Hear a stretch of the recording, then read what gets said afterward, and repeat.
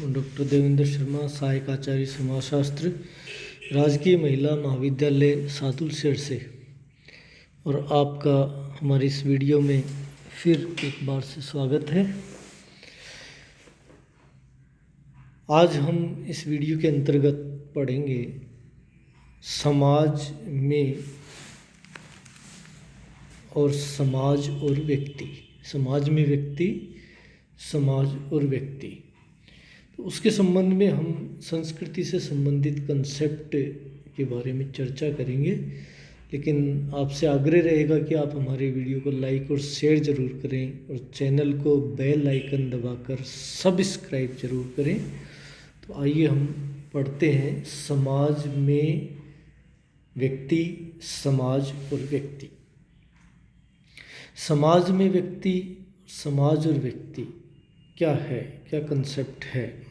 मनुष्य समाज का एक आवश्यक लक्षण है संस्कृति, जिसके आधार पर वह अन्य प्राणियों के समाजों से भिन्न होता है। मनुष्य समाज को जानने के लिए संस्कृति का अध्ययन करना अत्यंत आवश्यक है और समाज के साथ उसका संबंध स्पष्ट करना अत्यंत आवश्यक है। व्यक्ति समाज पर क्यों तथा किस सीमा तक निर्भर है और समाज व्यक्ति पर किस सीमा तक निर्भर है। समाज और व्यक्ति में पारस्परिक संबंधों को जानने से पूर्व संस्कृति की जानकारी इसलिए प्राप्त करना आवश्यक है क्योंकि संस्कृति के माध्यम से ही जो मनुष्य है वो समाज से जुड़ता है। तो सबसे पहले हमें समाज और संस्कृति का अध्ययन करना होगा, जिससे कि व्यक्ति की समाज पे और समाज की व्यक्ति पर निर्भरता को स्पष्ट किया जा सके। समाज और संस्कृति, प्रत्येक समाज की एक विशिष्ट संस्कृति होती है। संस्कृति और समाज में अत्यधिक गहरा संबंध पाया जाता है। समाज के बिना संस्कृति का निर्माण नहीं हो सकता और बिना सांस्कृतिक मूल्यों के व्यक्तियों का समाजीकरण नहीं हो सकता। समाजीकरण के बाद में ही व्यक्ति समाज का क्रियाशील सदस्य बनता है।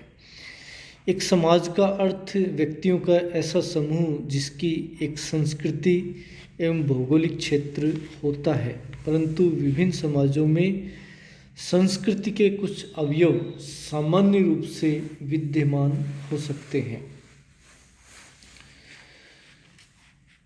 पश्चिमी समाजों के अंदर हम देखते हैं कि कुछ सांस्कृतिक तत्व जो भारतीय समाजों में पाए जाते हैं, लेकिन इसके बावजूद भी इनकी संस्कृति अलग अलग देखी जा सकती है। संस्कृति किसी भी समाज में पाए जाने वाले विज्ञान, मूल्य, विश्वास, व्यवहार होते हैं जो पीढ़ी दर पीढ़ी हस्तांतरित होते हैं, जिनके द्वारा किसी समाज को पहचाना जाता है। एक समाज का निर्माण व्यक्तियों से होता है और व्यक्ति जिस प्रकार का व्यवहार समाज में करते हैं वह उनकी संस्कृति होती है। इस प्रकार समाज का अध्ययन संस्कृति के द्वारा और संस्कृति का अध्ययन समाज में रहने वाले व्यक्ति के रहन सहन और जीवन पद्धति के आधार पर किया जा सकता है। संस्कृति क्या है? समाज और संस्कृति के बीच संबंधों को समझने के लिए पहले संस्कृति की अवधारणा को स्पष्ट करना होगा। संस्कृति का अर्थ यदि हम देखें तो संस्कृति शब्द सम और कृति दो शब्दों से मिलकर बनी है। संस्कृति, सम का अर्थ अच्छा और कृति का अर्थ करने से है। संस्कृति संस्कार शब्द की समानार्थक भी है। हिंदू जीवन में जन्म से लेकर मृत्यु तक अनेक संस्कार द्वारा जीवन को परिशुद्ध किया जाता है और संस्कृति का संबंध उससे भी बताया जाता है। इसी तरीके से जो कल्चर शब्द है संस्कृति का अंग्रेजी में, वो लैटिन भाषा के कोलेर शब्द से निर्मित बताते हैं, जिसका अर्थ होता है भूमि पर हल चलाना। मध्यकाल में इसका प्रयोग खेती के अंदर लगातार जो परिमार्जन किया गया, इसी के लिए इस शब्द को काम लिया गया था और इसीलिए मध्यकाल के अंदर जो एग्रीकल्चर शब्द है वो भी इसी से व्युत्पन्न होता है। 18वीं और 19वीं शताब्दी में शब्द का प्रयोग एक आ गया कि व्यक्तियों के परिमार्जन करने के लिए होने लगा। पढ़े लिखे परिष्कृत व्यक्ति को सुसंस्कृत व्यक्ति है वो कहा जाने लगा।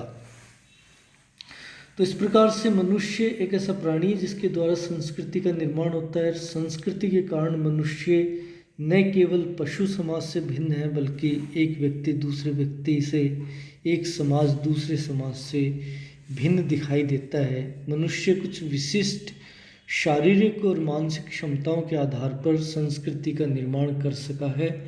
ये कौन सी विशेषताएं हैं मनुष्य में जिनके कारण से मनुष्य ने संस्कृति को बनाया है? तो इसके संबंध में हम देख सकते हैं कि संस्कृति का निर्माता मानव है और मानव के पास में जो ये विशेष क्षमताएं हैं उनमें 5 क्षमताओं का उल्लेख व्हाइट ने किया है, जिसमें सबसे पहली क्षमता है सीधे खड़े होने की क्षमता है। पशु अपने 4 पैरों से चलता है, लेकिन मनुष्य है वो 2 पैरों से सीधे खड़े होकर के चलने की क्षमता रखता है, इसलिए अपने स्वतंत्र हाथों से कार्य कर सकता है। तो दूसरी विशेषता उसकी आ जाती है, उसके पास में स्वतंत्रतापूर्वक घुमाए जाने वाले हाथ हैं। मनुष्य अपने हाथों की बनावट के कारण वस्तुओं को पकड़ सकता है। अंगूठे की विशेष बनावट के कारण मनुष्य अनेक प्रकार के आविष्कार कर सका है। लिखने का कार्य भी हाथ के माध्यम से वो कर पाया है। अपने हाथों से वो बहुत सारे कार्य कर लेता है।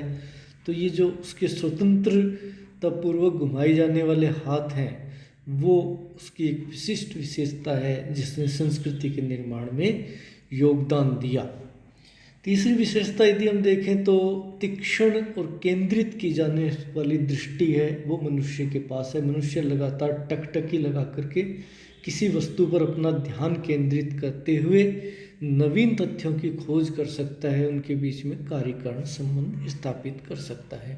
तो मनुष्य के पास तीक्ष्ण और केंद्रित की जा सकने वाली दृष्टि पाई जाती है। इसके अलावा मनुष्य के पास में मेधावी मस्तिष्क है।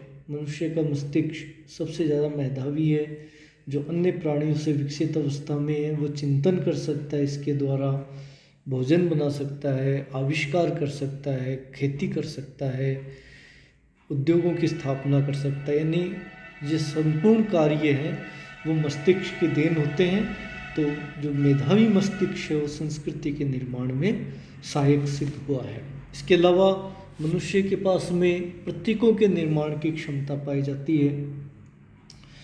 इस आधार पर मनुष्य ने अनेक वस्तुओं को अर्थपूर्ण प्रतीकों के रूप में चिन्हित किया है, विकास किया है और भाषा का निर्माण कर लिया। भाषा उसके पास में एक ऐसी कंसेप्ट है या एक ऐसा तथ्य है जिससे कि संस्कृति का पीढ़ी दर पीढ़ी आसानी से हस्तांतरण किया जा सकता है। भाषा के द्वारा वैचारिक आदान प्रदान होता है। भाषा की संस्कृति के निर्माण, संशोधन, संवर्धन, परिमार्जन और हस्तांतरण में महत्वपूर्ण भूमिका होती है। इसके आधार पर ही मनुष्य पशु समाज की तुलना में अधिक विकास कर सका है। तो इस प्रकार से हम देखते हैं कि ये 5 क्षमताओं के आधार पर व्यक्ति ने संस्कृति का निर्माण किया है। और इसी के साथ हम अगले वीडियो में इसमें संस्कृति का कंसेप्ट हमने देखा। नेक्स्ट वीडियो में हम संस्कृति की परिभाषाओं के ऊपर बात करेंगे। धन्यवाद।